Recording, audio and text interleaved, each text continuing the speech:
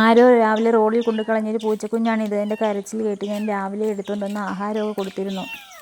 പൂച്ചയില്ലാത്ത ഒരു വീട്ടുമുറ്റത്ത് കൊണ്ടുവന്ന് വിട്ടിരുന്നു. പിന്നെ ഭയങ്കര മഴയൊക്കെ കഴിഞ്ഞ് എന്തിയെന്നറിയാൻ വേണ്ടി ഞാൻ നോക്കാൻ പോയപ്പോൾ ആ റോഡിൽ കിടന്ന് അങ്ങോട്ടും ഇങ്ങോട്ടും കിടന്ന് കരയണം. ഒന്നുകിൽ വണ്ടി കയറും, അല്ലെങ്കിൽ പട്ടി പിടിക്കും. പെട്ടെന്ന് തോന്നി ഞാൻ വീണ്ടും വീട്ടിലേക്ക് എടുത്തുകൊണ്ട് വന്നു.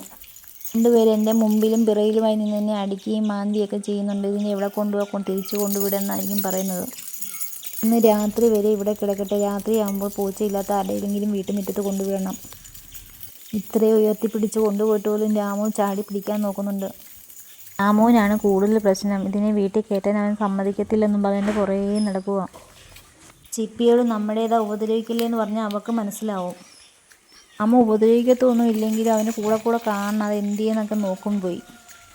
സന്ധ്യ വരെ ഇനി ഇതിവിടെ കിടക്കട്ടെ. രാത്രിയാവുമ്പോൾ ആഹാരമൊക്കെ കൊടുത്ത് സേഫായിട്ട് ആരെങ്കിലും നല്ലപോലെ നോക്കുമെന്ന് വിശ്വാസമുള്ളവരെ വീണ്ടും മുറ്റത്ത് കൊണ്ടുവിടണം.